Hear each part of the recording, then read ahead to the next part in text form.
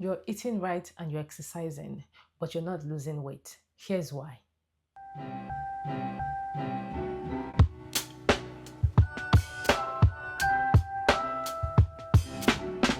Hi there, it's Coach PJ again today, and I want to address something. I've received tons of messages from women complaining about eating right, exercising, doing everything that they are told to do, but the numbers on the scale just won't go down. And they're asking, what are they not doing correctly? What is happening? First, I want you to know you're not crazy and you're not alone. It happens to so many of us. But we're going to discuss it today. We're going to break it down so that you can identify where the problem might be coming from. Number one, let's talk about sleep, stress, and cortisol. You can eat healthy and exercise every day, but if something is off with your hormones, you might still be struggling. For instance, if you're not sleeping enough, I know people underestimate the power of sleep. If you're not sleeping enough or you're constantly being put under stress, your body releases what we call the stress hormones. It's called cortisol. And guess what cortisol does? It slows down your metabolism. It makes you crave carbs and sugar, and it stores fat around your belly. One simple way I explain cortisol to my clients is I usually tell them that cortisol is like a fertilizer to belly fat. So if you're struggling with bringing down your body fat percentage, especially if you carry a lot of fat around your waistline, your cortisol level might be elevated constantly. So we need to address that. So sometimes you beat yourself up. You're like, why am I not getting this right? Why am I constantly craving junk? Why am I constantly craving sugar? Why is my energy level low? You're not feeling motivated. Sometimes your hormones might just be out of whack. It might not be that you're not strong enough to withstand the craving for junk. It might just be that we need to deal with your hormones. So what do we do in this instance?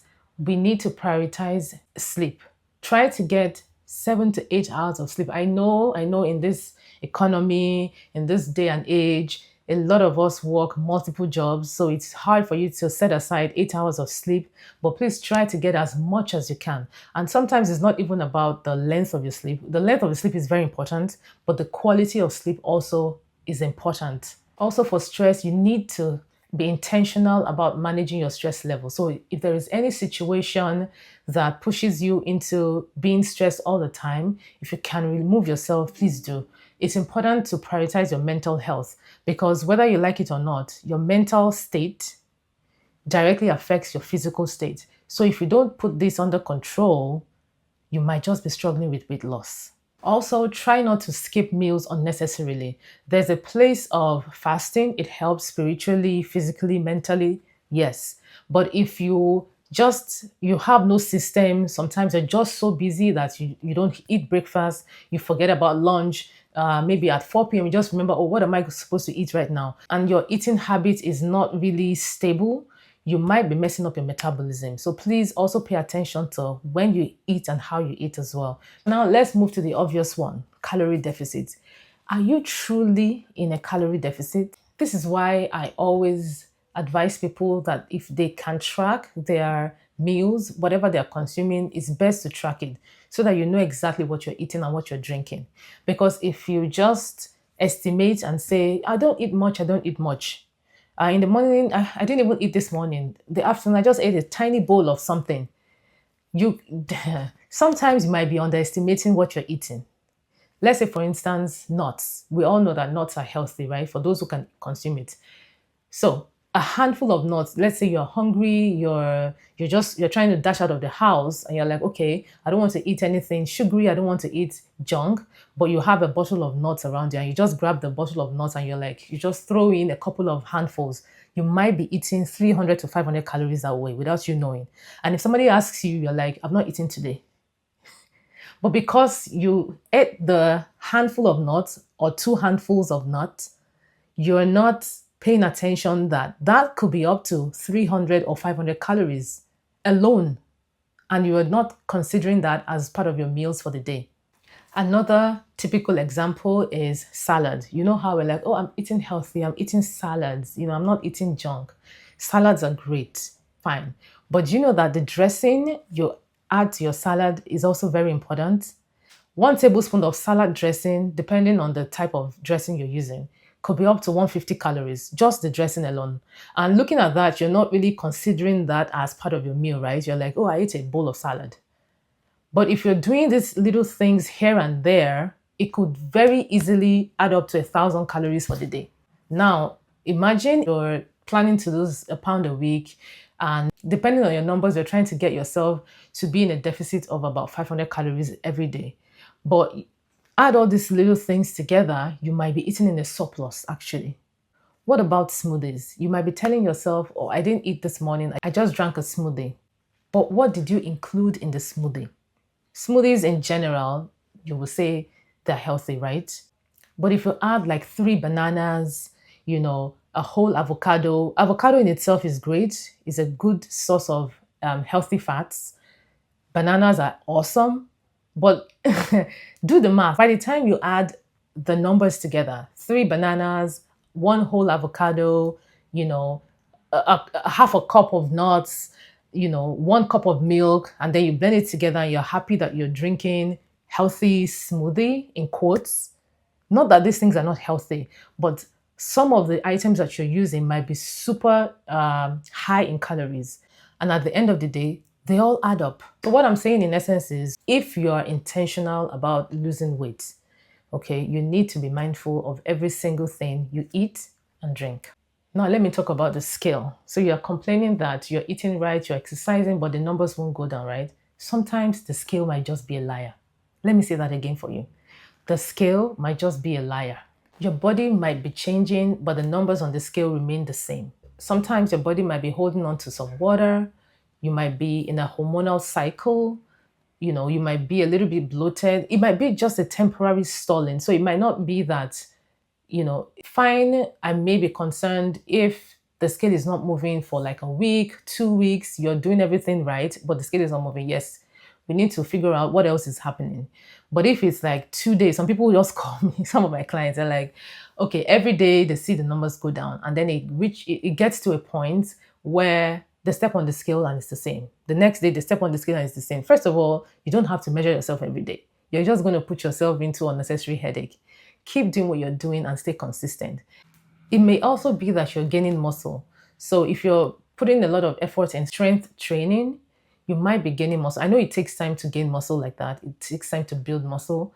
But if you're doing it consistently over time, yes, your body fat might be reducing, but you're gaining more muscle mass. So in that case, it affects the numbers on the scale as well. What you're going to do in this instance, if that is your case, is you track all other non-scale victories, like your inches. So if you've seen my video, in one of my recent videos, I talked about the things that you're supposed to be tracking, right? So before you start your journey, you should get a measuring tape and measure your bicep, your waist, your hips, your thighs, measure all of that. When the number on the scale refuses to go down, just measure your waistline, measure your bicep, every week or two, you can measure it and see your progress. That tells you that progress is happening. You may not be seeing it on the scale. Also take before photos and take progress photos as you go along. So if you compare week 1 to week 2 to week 4, and you can see a clear difference in the photos, even if the scale is not going as fast as you would like it to go, that is victory enough for you. Just keep going.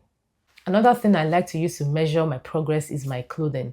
So I'm sure you have maybe a dress, some pants, shirt that prior to you starting your journey did not fit you perfectly. As you go along the journey, try those clothing on again and see how they fit.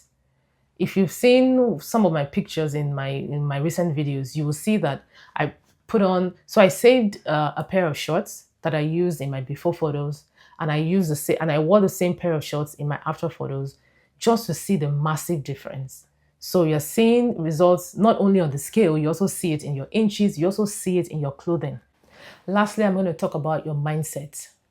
I know that a lot of us believe in the all or nothing mindset. You're like, I have to do it and I have to do it right. It has to be perfect. But the thing is, you don't have to be perfect all the time. You have to leave room for you being human. So what I tell my clients is, if you can follow, so if I give you a meal plan personalized to your needs and your goals, and you follow that meal plan 80% of the time, you're going to get your results. Of course, if you follow it 100% of the time, you're going to get your results even faster, but 80% is good enough for me.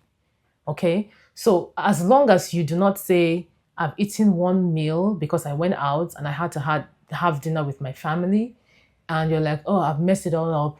It's not working. I've been working hard this past 2 weeks, and now because of this one meal, I've messed it all up. It's not working. I'll start again next month. No, don't do that. If you do that, you're giving up. Even if you're temporarily throwing in the towel, don't do that. Your journey does not have to be perfect 100% of the time. You keep putting yourself in a cycle, it's going to slow down your success. So what do?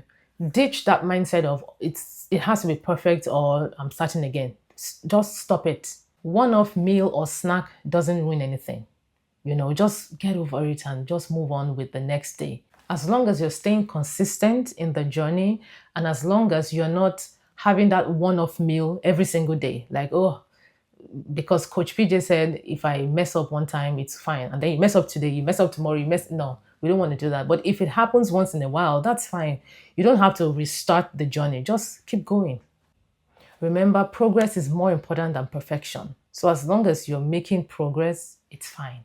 So if you're doing everything right and you're not seeing the results, or maybe the results are not coming as fast as you expect them to come, don't give up.